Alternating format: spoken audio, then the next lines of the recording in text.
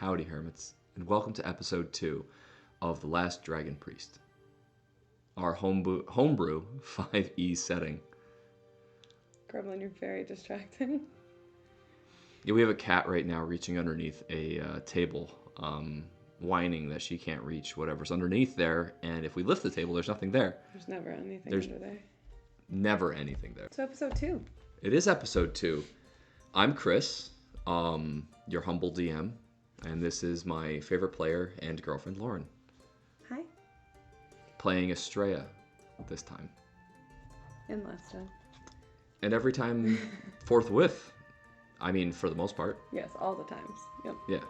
Unless something horrid happens. I mean, yeah. Let's not even speak that into existence. Nothing is ever going to happen to Estrella. Nothing is ever going to happen to Estrella. Nope. Our lovely Fey princess. Enter the dreamscape. Your first night aboard the Mariposa. The first time you had fallen asleep in your bunk. And your first memory was nothing that you expected it to be.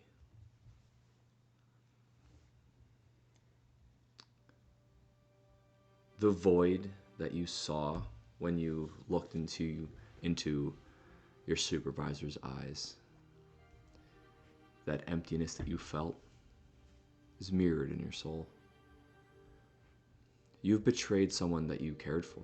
You betrayed someone that you tried to help, that helped you out of many situations. And their death, even in this place, beyond time and beyond logic and beyond reason, will mark you forever. I'm going to need you to roll a d6. Damn. 5. 5? Okay. Thank you.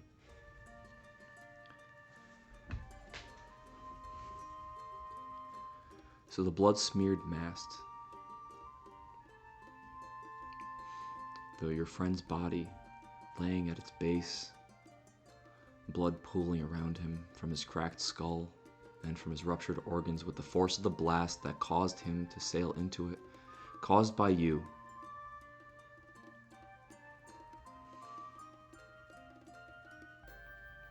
Makes you drown in sorrow. You feel the cold fingers of despair grip your heart in a way that you didn't think possible for someone who you had only known for a few short months.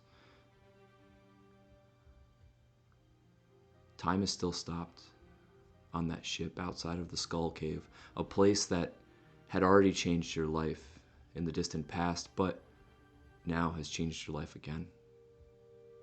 What do you do? Oh my gosh.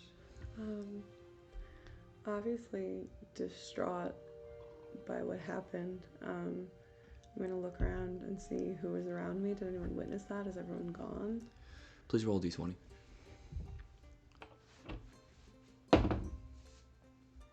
Is that an insight check?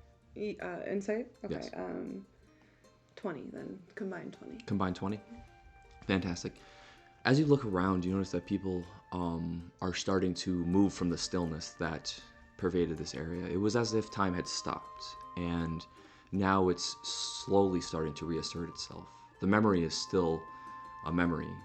The dream feels real, but you're aware that there's a layer to your perspective and to your being, that you are not here. This is just something that is being shown to you. And this isn't the first time that you are aware that you have had this sight. So this might be marking something in your past, some regret or some guilt. Or this could be you looking into the future, knowing that there is a fight to come and that friends may be hurt. But as you look around, you do notice that time is reasserting itself and people are beginning to move.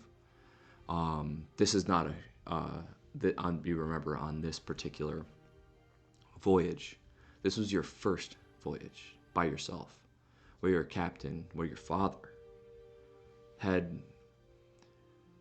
gone to land in one of his many hideouts, literally just to see your mother. And this was your job to invade this place. The first mate, Willison. He's the first to reassert himself, and time picks up quickly when he looks at you and he says, "Mum, what is our heading? Shall we cast anchor now, or would you like to sail us right into the mouth?" Oh my gosh, okay. I'm gonna play along, I suppose, because if someone's showing me this, there's a reason they're showing it to me. So I'm going to, yeah, let's sail right into the mouth.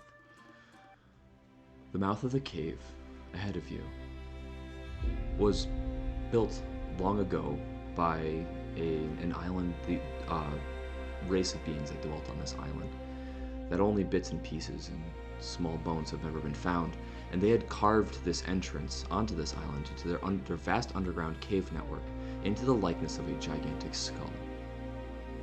Although most of the teeth were missing, all carved out of stone, some of their jagged protrusions still remained. And as you sailed into that icy maw, the darkness quickly begins to swallow the ship.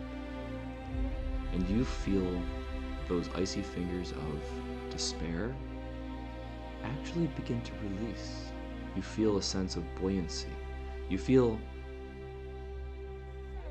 that this place has registered something deep within you.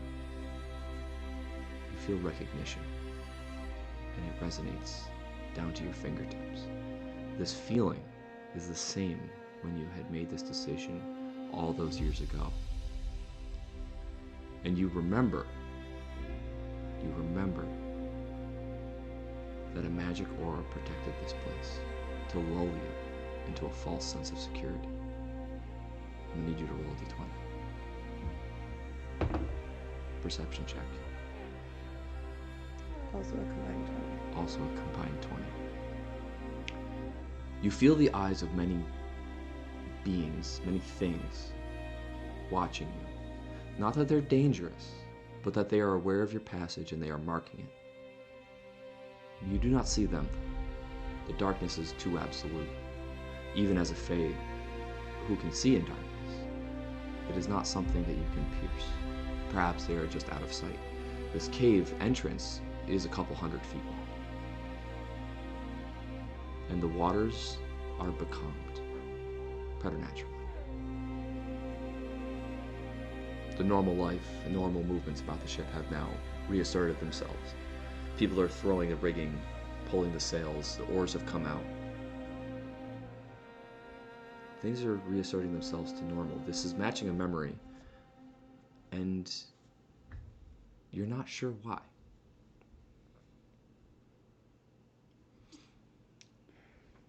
What would you like to do? You know that very shortly you will come upon a dock. That is why the progress must slow very quickly. And if memory serves, the watchers in the cave will be the ones to meet you there.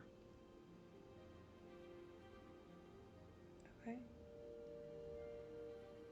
You still have a chance to back out. Are you brave enough? So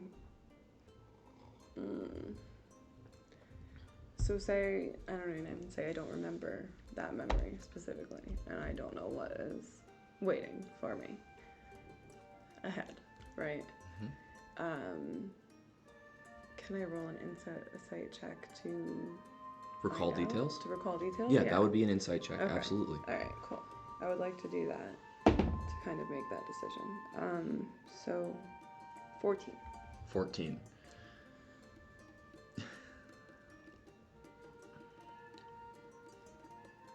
You remember that the priests who met you at this dock were nonviolent.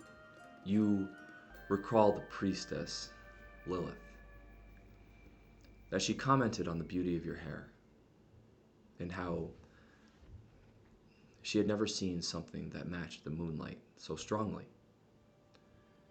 You recall the feeling that there was something hidden beneath those words, but you don't remember. You remember later on you had been attacked, but you feel like you're certain that it wasn't the people who met you there, but the people that those people were afraid of that caused you such issues at that day. And that nothing that you had expected, you do recall that nothing that you had expected to happen happened there. It was supposed to be just a simple catch and retrieve mission.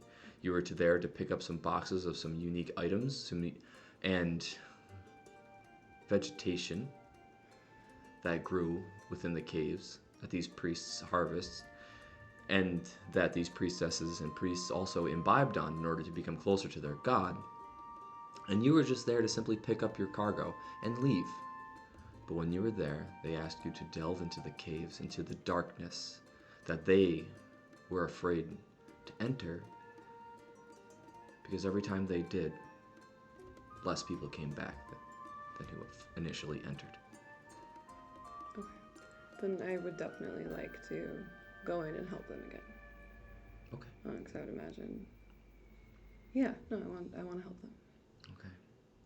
So I'm going to instruct my first mate to sail ahead, to slow down, but sail ahead and dock. Of course, Mom. Anything that you need. And they do.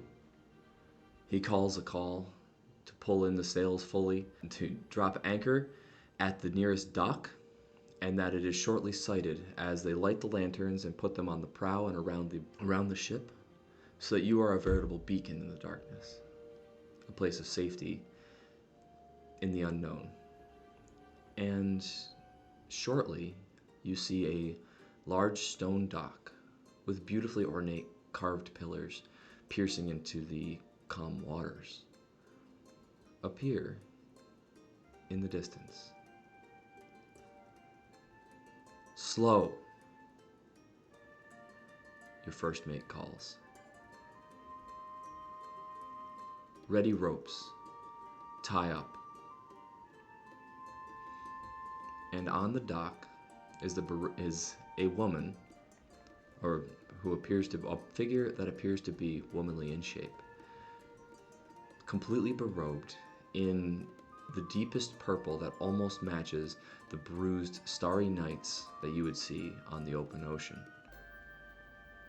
And in its darkened hood, as your ship gets closer, the firelight illuminates an albino scaled dragonborn. She hails you. She raises a hand. She says, "Ho there, traveler. Are you the one we were to expect?" That would be me. Estrella, a star's night, is it not? It seems that you are a cousin of our moon goddess, the goddess of the tides. And as such, we would like to welcome you on the chance for a little bit more money, as it were. You come bearing arms that are significantly more stronger than us, correct? That is correct. You are a privateer who is very interested in your own security. And as the priestess of this, what do they call it? Humble cloister, it is my duty to protect my flock. My flock is being harmed by something that we have yet to determine, something deep within the caves, something that is an aberration to the world, and we don't know where from, nor are we equipped to deal with it or find out. But I think that your father would be interested in the type of being that could assault us. You see, we have many protections against fiends, against demons and devils, against many different things, but for whatever reason, our protections are null and void to whatever this is. This is something different, something new. And we are more than willing. Pardon me. What did you say? And you don't know what this is? Unfortunately, we haven't been able to get close enough. Okay. I am more than willing to welcome you into our houses and homes. Your sailors may take keep wherever they wish. We have food aplenty. We have warm beds. And we have ladies in waiting for those who are unfortunately in need of some strong bathing. I'm sure as a woman you understand how gross it can be to live on such close quarters for a long time. But in exchange for that and a few thousand extra gold for your father, we would be interested in offering you the chance to help us with a problem that we would owe you for. And a favor by the moon goddess, one who controls the tides, is no small thing. No, she is not.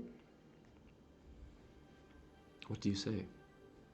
Or better yet, what say you? Okay. I will help you with your problem. We have an agreement. She looks at you, this unannounced albino priestess, and her eyes narrow, and her grin widens until you can see the pointy teeth.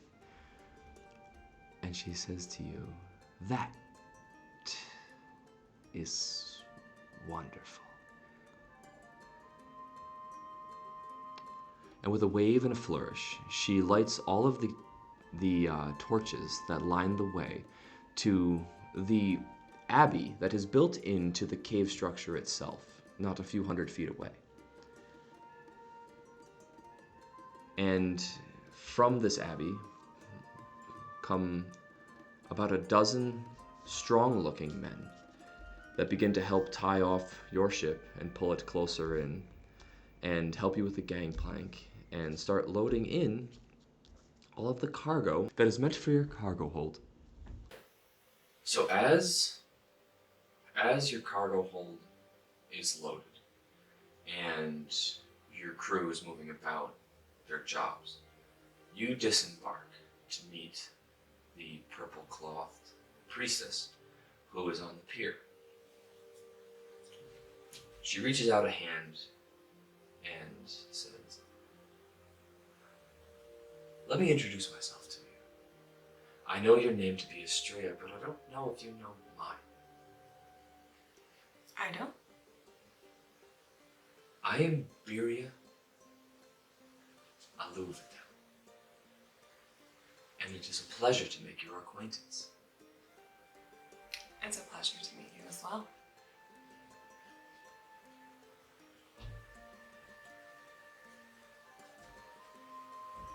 And from this point, the moment you touch her hand, your memory seems to shimmer. And you are no longer, when it solidifies, right, everything around you becomes wavy and distorted, and you feel like you are in a vortex with only you and Biria, the center point of the hurricane. And it only happens for a moment, but when you come to, she is pulling her hand out of yours, and you are walking down a dark and dank tunnel of gray stone and shiny white quartz that is kind of glittering in the torchlight. Perrin is right behind you, keeping a silent vigil. His two hand axes are but a short grab away, and he is also carrying a torch. And Biria is in front of you, and she was mid-sentence when you come back. So when you come to, what you hear is, "And that is how we found ourselves down here. We had lost 5 by this point in time, and we had yet to find any evidence of what had killed them. I fear for the cloister's safety. I fear for the safety of my people. We are kind of the last line of defense against the blockade. We are the last line of defense for them, things coming in and out of this island. And if we are to fall, there's a good chance that the rest of the people who inhabit this place will as well. I'm going to need you to remove this threat, and if you do so, we will be in your debt. I understand the gravity of the situation. Please do so.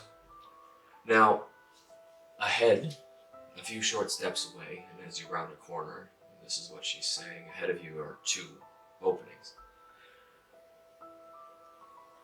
Either choose left or right. We are not sure where the creature lies.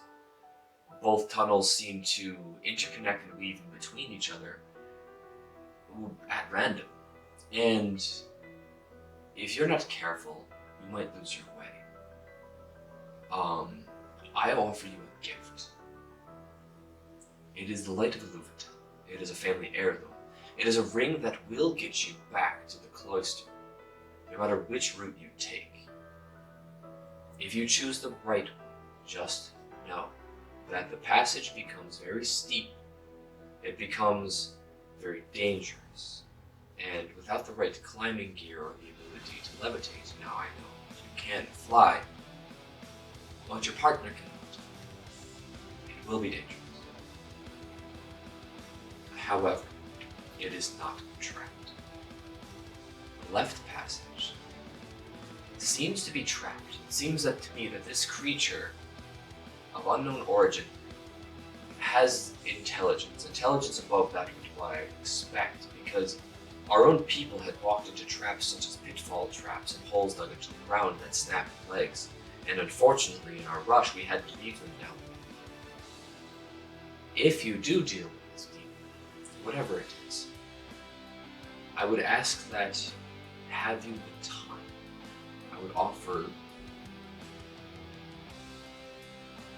I would beseech you, please cover the bones of those that were lost. They are important. They deserve a good care. I promise I will. Now, do you remember? Now, she thanks you, and she walks away, and over her shoulder she says, "Star Maiden, good luck. I wish to see you soon."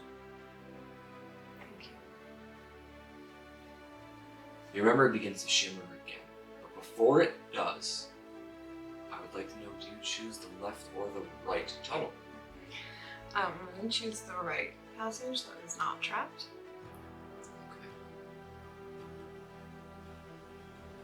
Okay. The next time your memory writes itself, it is a scene that still causes dread in your heart. I'm going to need you to roll a perception check. 22. 22. Perrin is hanging by one hand off of a very thin precipice, very thin expanse of rock that is connecting two sides of a dark chasm. You cannot see the bottom of this chasm, but you are also aware your shield is out, right? And that is because there are arrows flying at you from the dark, from a place that you can't see. You are hovering about 5 feet from the air, and you know that the direction from these arrows is coming from the far wall. It could be an arrow slit, it could be an opening, you're not sure, but you know kind of where the direction is. As well, you're aware that Perrin, if he wasn't at such a disadvantage because of the arrows, would be able to pick himself up. He is not in danger of falling as long as you can protect him from the arrows. Okay. Whew, Perrin. What do you do? Okay. In fact, I'm gonna need you to roll initiative. Okay. Combined 20. Combined 20. Interesting. And for Perrin?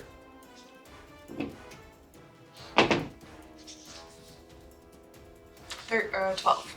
12. Okay. You can go first. Okay. Please.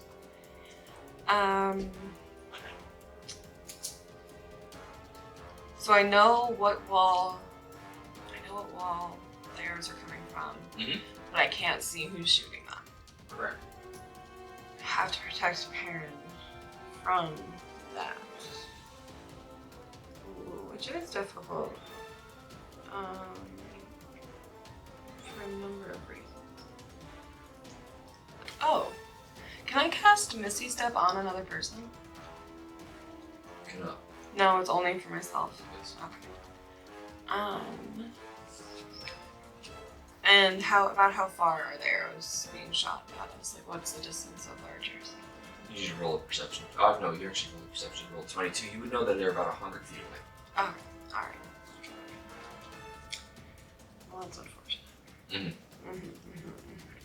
I mean, I suppose I could cast Lightning Bolt in the general direction.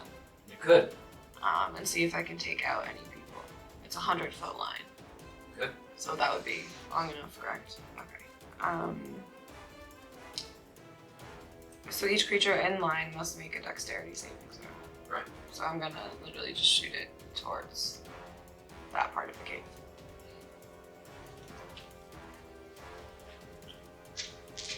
I'm going to need you to roll a disadvantage. It's a 5-foot wide cube. Yes. I need you to roll 2d20 as a disadvantage.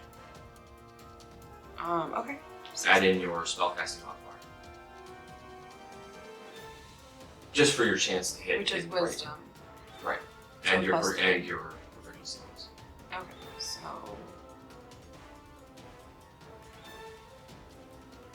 22. 22. Yes. Okay.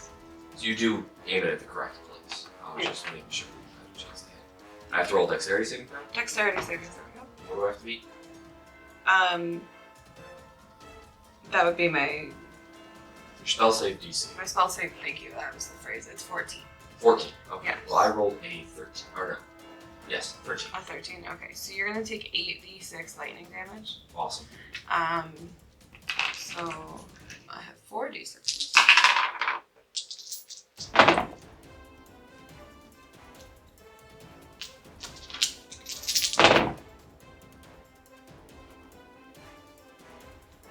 $28 damage, please.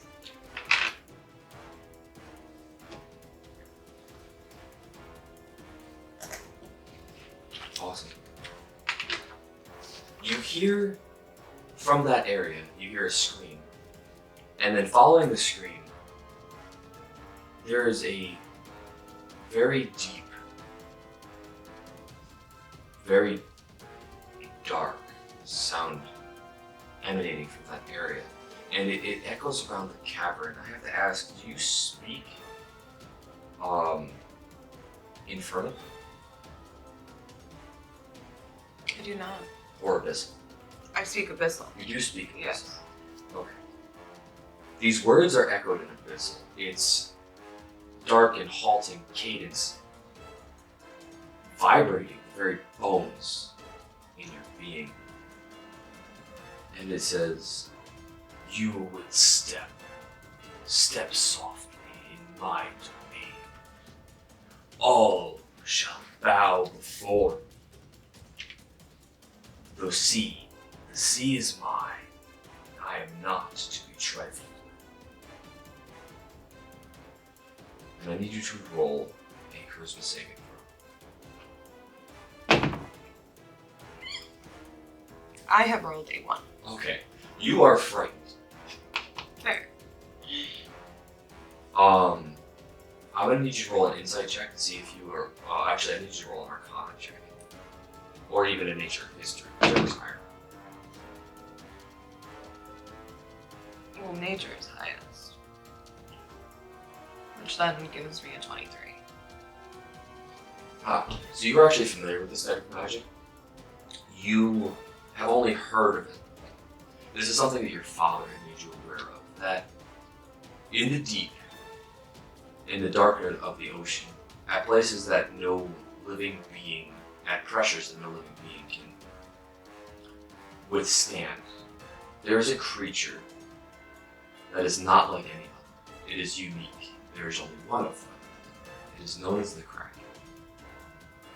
And although it itself is not a god, it has godlike powers. And it being so, it takes umbrage to other godlike beings claiming full dominion over the sea. And this is likely one of its priests. It does have the power to speak through those who follow it.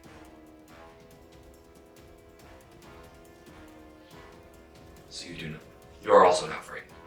I would like you to roll a save throw for Aaron as well, since he is also Aaron. For sorry, Charisma. Charisma, yes. Oh gosh, so he rolled a solid 4. He rolled a solid 4. He is also frightened. Unfortunately, he is immobile, and he will be stuck on the precipice. Okay. It is dark enough and deep enough to not be able to see the bottom.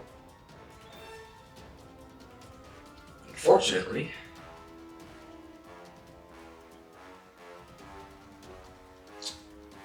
it is his turn. Perrin is frightened. Which means that he can't move any closer to the source of this arcane shout. The power of it is too great for him. But it is his turn. Okay. Gosh. I mean, I guess I'm going to take a few steps back. He is hanging on the precipice. Oh, right, he is hanging. Yes. Oh gosh, that's right. He's still hanging. Can I do? Oh gosh, can I do like an acrobatics or dexterity thing and try to like climb up the rope? Absolutely. Or Dexterity. Dexterity. Okay. Yes, dexterity. Actually, climbing would be strength. Climbing probably. Would be Athletics. Yeah. Athletics. Okay. Yep. So 21. 21. Easily. Okay. One hand on that thing, he's 45 pounds, has been 270 years, 250 years of fighting. Like, my guy's strong. One arm pull-ups, no.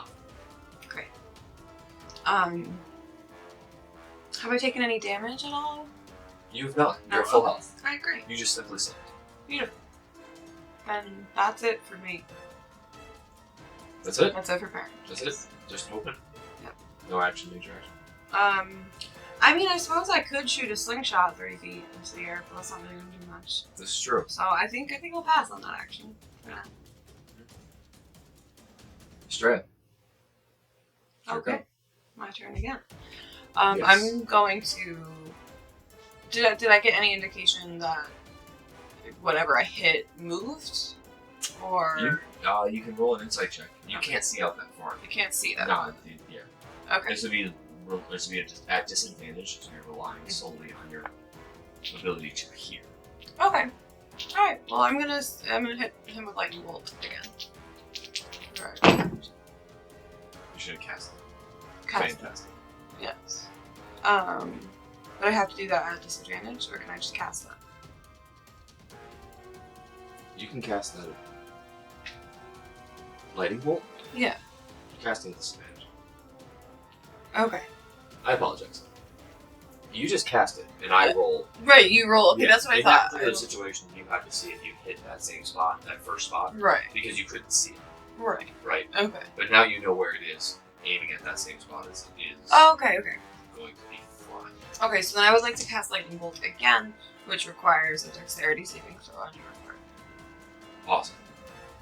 You don't know if it lands, but I would like to do your roll of damage. Okay. That's You fine. can't see it, so you don't know if it lands. Right. You I don't don't know hear if it anything. took full damage or not.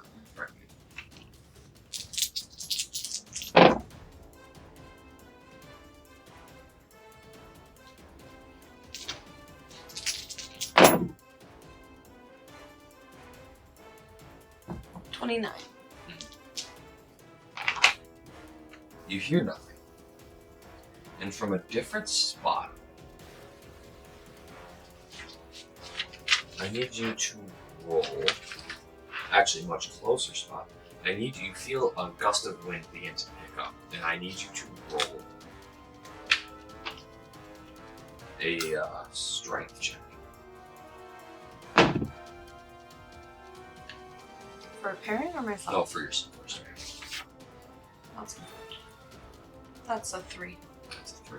You were pushed back 15 feet. You are now hovering in the darkness.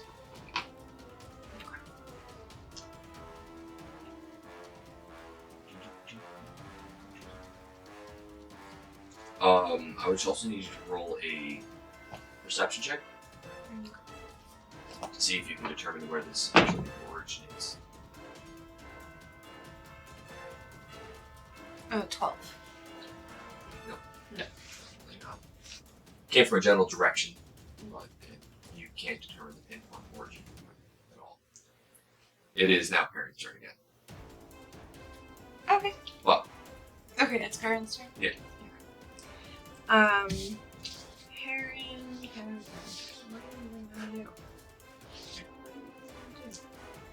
Perrin's gonna shoot a slingshot.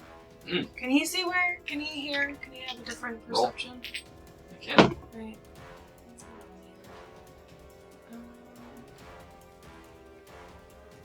So 11. He believes it's coming from the other side of the bridge. Okay. It'd be a great place to charge across. Okay. I mean, he could do that, or he could just shoot a slingshot over that way. You could. So we're gonna do that instead. Roll disadvantage, please.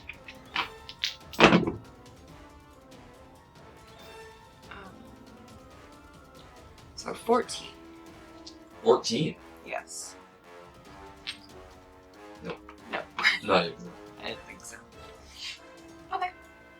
Okay. Yeah. Straight. You're hovering 15 feet in the air, well, 50 feet away from the bridge. Not that it affects you being, a flying creature, but this gust of wind has not let up. It maintains blowing. Okay. Can I cast Fairy Fire? You can. What is the radius on that? Do you remember? I don't. So, pause. You need the spell. Okay. 60 feet. 60 feet. And you can fly 40? Yeah. Well, there you go. Okay. Oh, hold on. The glove here. Oh, that's good. Run here on the fucking road. What? You're silly. Look at her. I know. Look at her. You should. God, she's so cute. Okay. Alright, sorry. So. Okay. Alright. Unpause. So.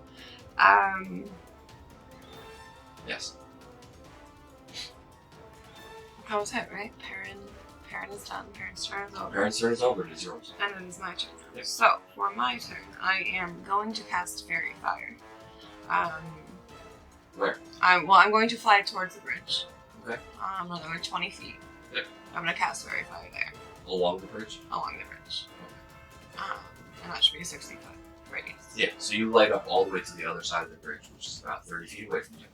30 feet down, and it illuminates kind of the opposite side, which actually appears to be a wide ledge, right? There is a cave that pushes further back into this large rock wall, but there's a large precipice almost like a walkway that kind of leads down deeper into where the chasm is. And it is on that you actually see a creature, a helmed creature, that's about 5.5 feet tall. You're kind of at a distance, wearing, carrying a light crossbow, which is where the shots came from, and he's taking aim. And it looks like a him, depending on, based upon his armor, which is scale mail and a full helmet. Oh boy, okay.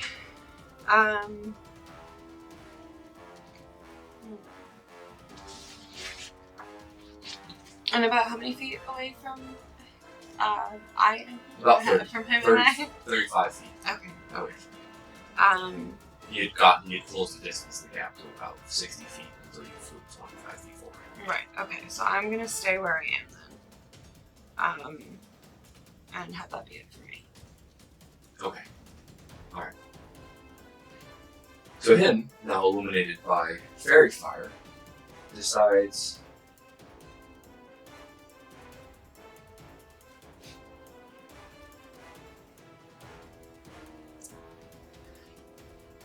drops the light crossbow to the ground, right?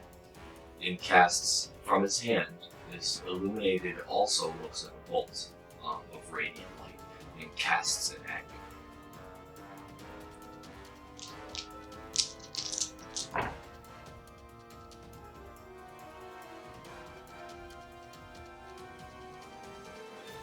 An 18. That does hit. That hits. Awesome.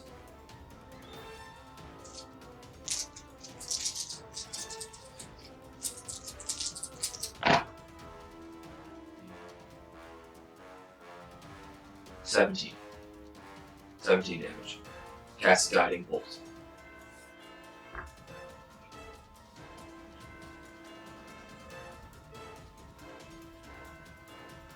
And I need to roll a perception check on like kind of the way this character moved. This person.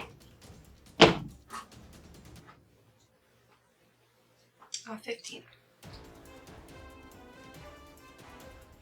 For some reason, you feel like you recognize the movement patterns of this character, this creature. It is familiar to you only because you're not paying attention due to how this dream place began. But you're not sure that it's true. It could just be your mind playing tricks on you.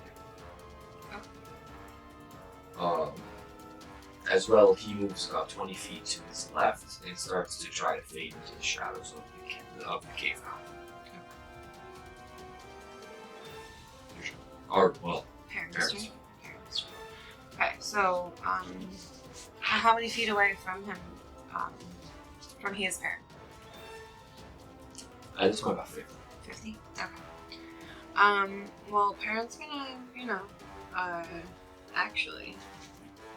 So as the creature in the scale mail armor fades into the darkness of the cave, on the far side of the bridge, the stone bridge, it is now parent's turn. Okay. And about how far away? How many feet is this guy from parent? It's about 50 feet. 50 feet. Okay. Okay, so parent is going to use dash to double his movement. That's fair. So he can go 50 feet. And He does have dark vision, so this is visible for him. This is right. So he's going to run to that point where that guy is, or that person is, and then use action surge for an additional action so that he can attack with his hand axes. right. Okay, a 14. Oh wait, hold on. Sorry, I forgot to add an attack bonus. Which means a combined 20.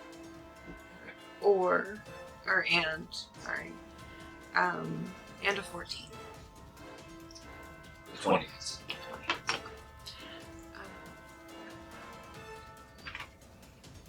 And he's level 5, right? Yes. Okay, so he gets an extra attack. Yes, he has 2 attacks. Yeah. The damage for this one though is 6. And the second attack. Oh goodness me. They're both an 11. Fortunately, that is not. Okay. So Perrin dashes across the stone bridge, arriving on the other side, and ahead of him directly is a 30-foot tall cave mouth with a very large stalagmite hanging from its center. And he dashes under that, kicks up some dust, gravel goes flying, and is approaching this creature in scale mail armor, which he is only about half the height of. And he brings 2 axes down, and one is dodged by the creature, and the other one lands a firm blow onto his spine, right between the blades, between the scales. And then he, Perrin, pulling his axes back, brings for a scissoring strike and misses both times. The character, which is already been hit actually by lightning, looks a little singed and damaged. He's kind of bloody. He looks tired. There's an obvious limp now, where Perrin drew blood. Didn't quite break through the armor completely, but enough to break the skin. Good. It'll be Streya's turn. Okay. You were still flying. You were on the bridge, correct? You were hovering on the bridge. Still in the air. Perfect. Is he less than 30 feet from me? A little bit further out. Alright. 40. Okay. And I'll take like a 10-foot advance. And honestly, I'm really liking Thorn Whip. I came to really like that thanks to Baldur's Gate. Like I always liked it in D&D, and then it's very satisfying. Anyway, so I'm gonna use Thorn Whip. And yeah. And I save have to make. I have to make a melee spell attack. Right. So that would be including my oh, what's that term? I'm sorry, I forgot. That would be whatever my roll is plus my spellcasting modifier. And proficiency. And proficiency.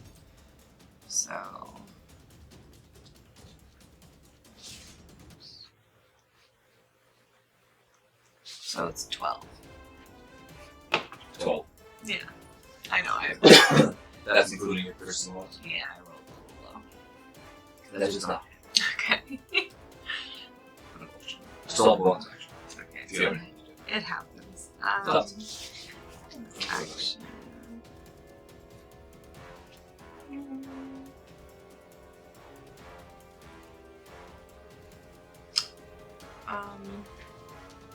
Can I take out my Sunblade as a bonus action? Yeah. Which now illuminates in 10-foot radius, right? 10 foot of dim? Or is it 15 foot? It's 15 and 15. 15 and 15. So, you have a bonus action, if you wish to use it. Right? Yes. That's not part of holding out your sword. No, it's not, is it? Okay. No, you didn't have anything out. You had your shield, which was strapped to your arm. I don't have a shield.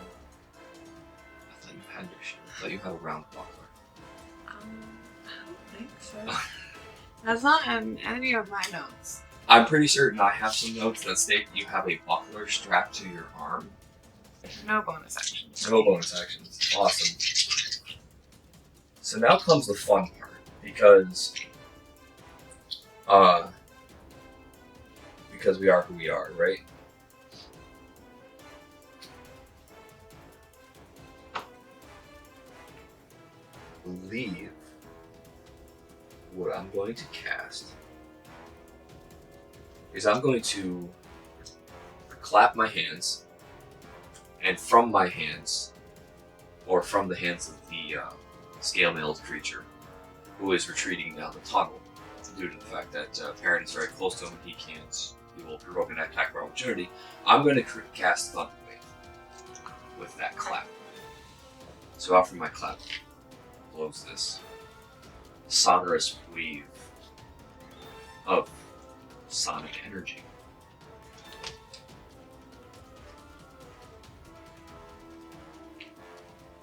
And you have to make a Constitution.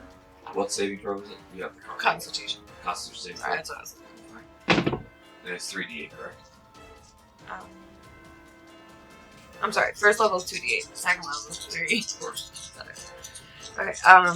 Sorry. Where was that? Okay, so I rolled a 14. A 14. Yeah. Yep.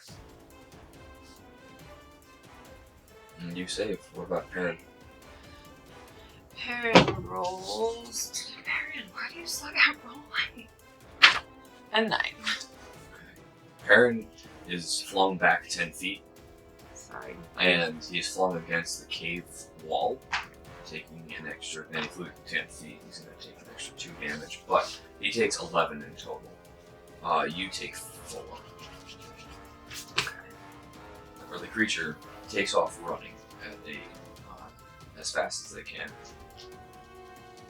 And as they kind of like running away from you down this cave, and the cave takes a slight angle downwards, but even before that they become, due to the fact that your dark vision only goes out 60 feet, they're nearing the edge of your dark vision. They kind of appear to disappear in a puff of mystic energy. You don't know where they go from there, but they do disappear for that moment. Okay. They don't. Okay. It would be Perrin's turn. Okay. Perrin's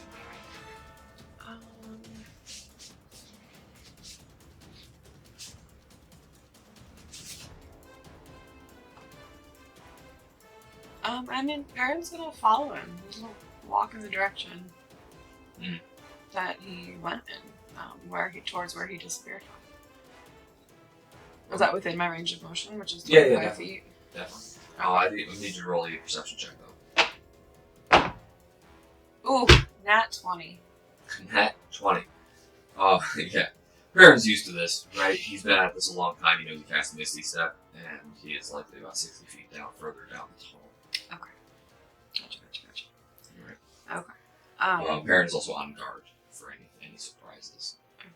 Right? But it appears that you are out of immediate danger unless he comes back or he is just waiting. Okay.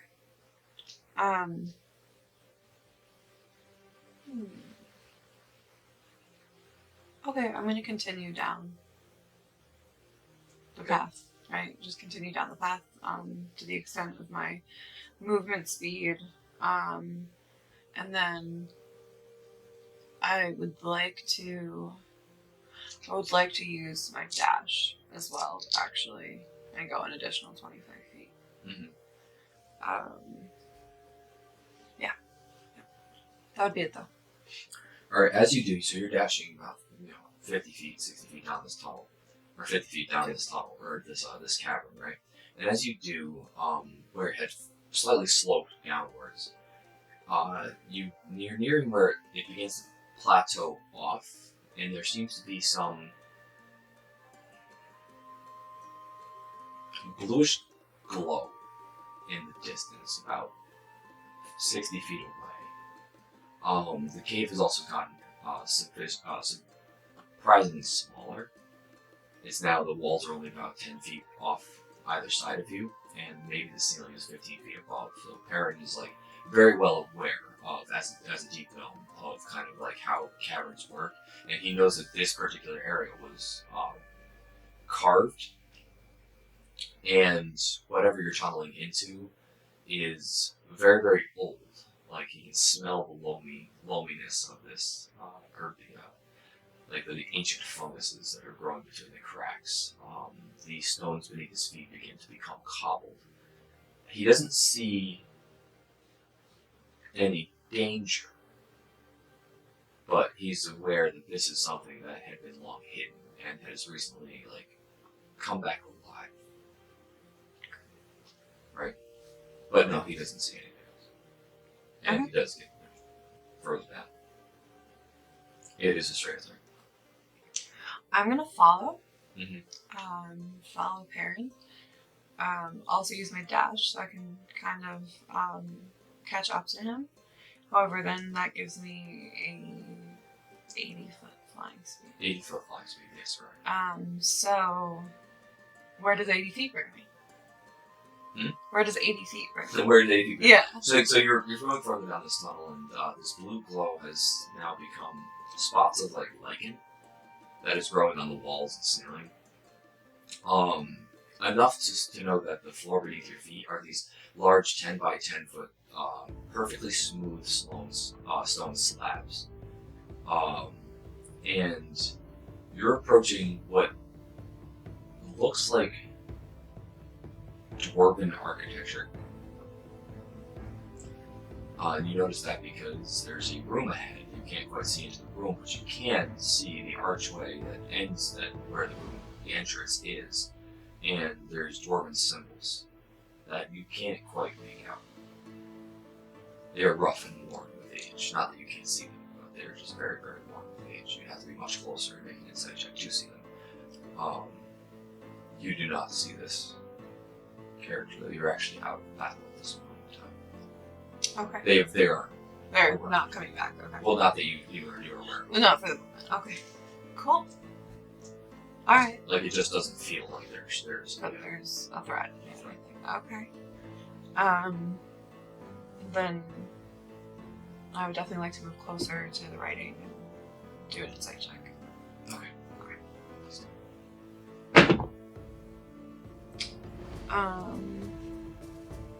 22. 22. The words are the symbols of what you can make out.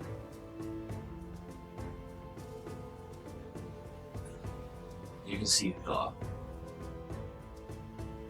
And the very next word you believe to be resting. And you can't make out the symbols after that, but a string of symbols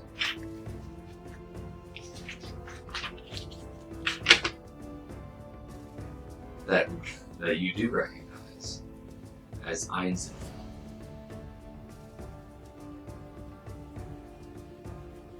Einstein's rest, specifically.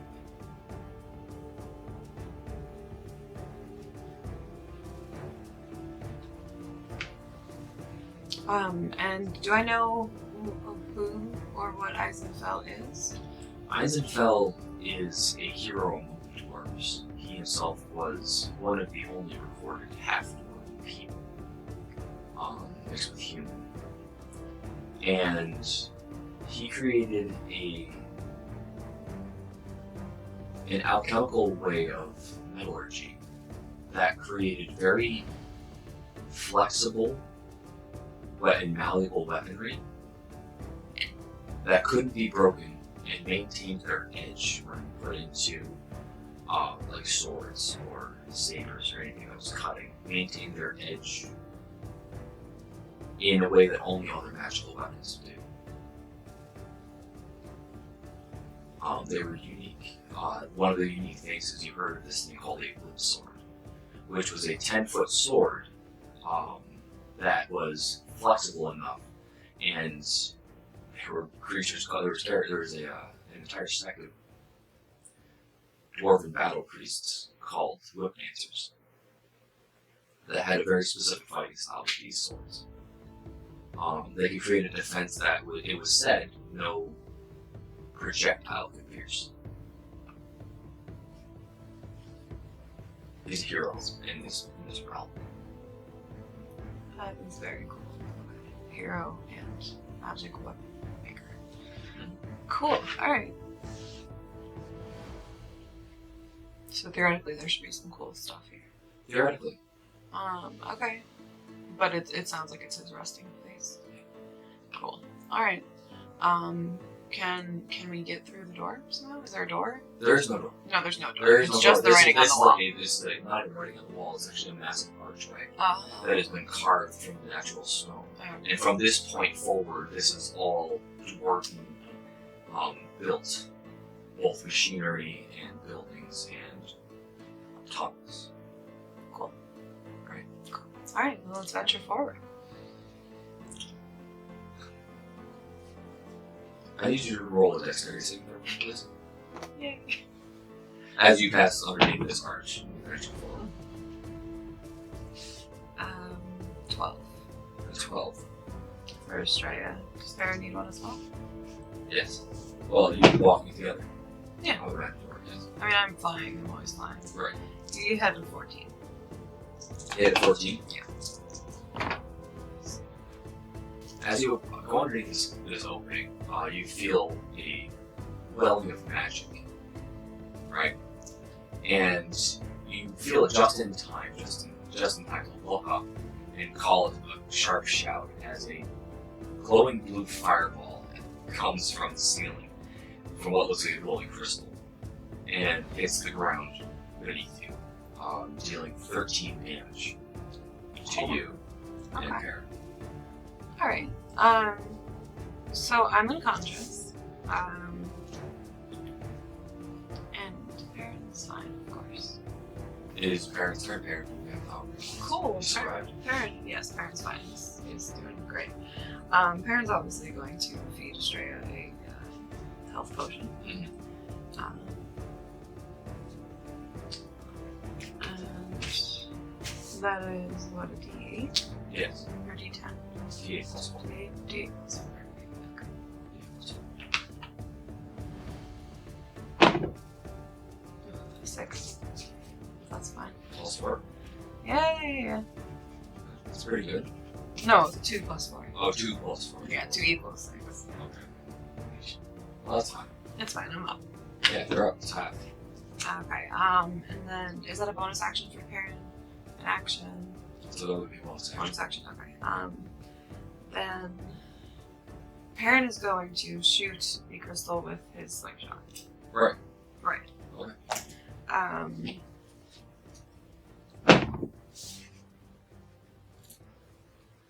It's an 11. Okay. From the attack.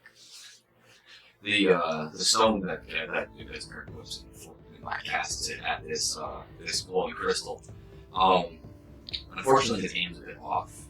It is about 15 feet in the air, and also a small crystal, and very aims harmlessly off the stone next to it. It sits in this kind of like wrought iron sconce, like torch sconce, but fitted for this crystal, right? But you missed it completely. Perfect. You get your turn back, by the way, because you are up now. Yes. Yeah. Okay. You get a bonus action and movement. Okay, so I'm going to take another health potion. Okay. That's much better. It's an 11.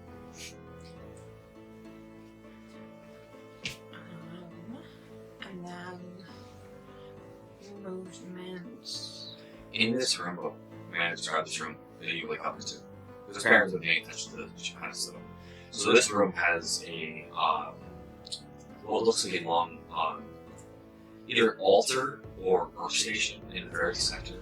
Not at a raised dais or anything, just like a large stone slab with ornate carvings all the way around its 4 legs. And large billows sits in the corner of where the fire would be, belonging to where the fire would be. Some old tools are strewn about, and there's this one section that is very, very cleared off, and the coals are actually glowing inside of this smelter, and they're glowing also. That's where this kind of the blueness of this room is emanating strongly from that section there, so you tell the color. Other than that, there's a door further on the opposite side of the cavern. There's a large double door. Do I get the feeling that, like, the crystal with the blue thing, like, is motion activated, or if it just is, like, steadily shooting? Why don't you roll a perception check? Investigation.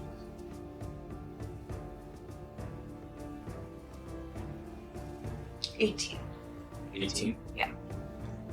You know that this is absolutely motion activated. And that it is already triggered. Right? So it's going to maintain shooting as long as it's going to maintain casting as long as you're in this room. However, if you remove power, you can disenchant it or anything like that, you can stop this room. I just want to back out of the room. Okay. Alright. So you back out of the room. Right? Perrin is still in there. Perrin needs to make another dexterity saving throw.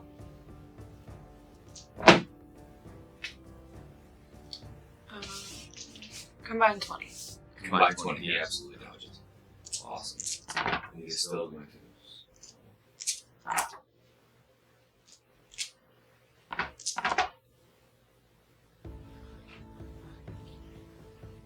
11. Nope. 13 more damage.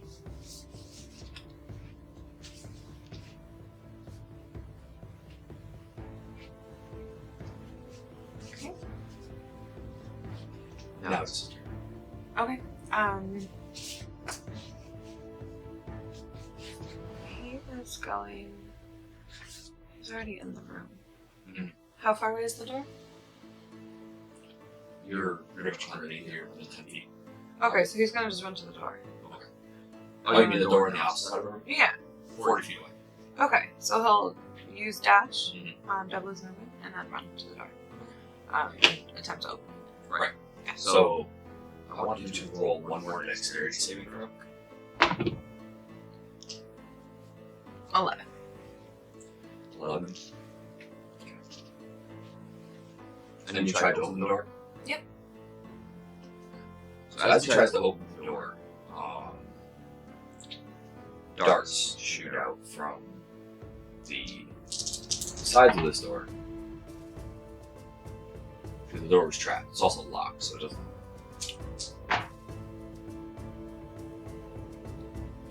He's 17. Darts shoot out. Right. Strike there. Okay. Well, Perrin's down. So that's unfortunate. That is now stressed. Okay. I'm gonna just attack it with my Sunblade, actually.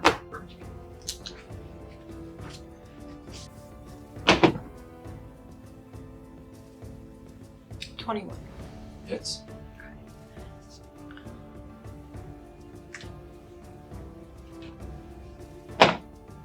And 7 damage. So that's radiant.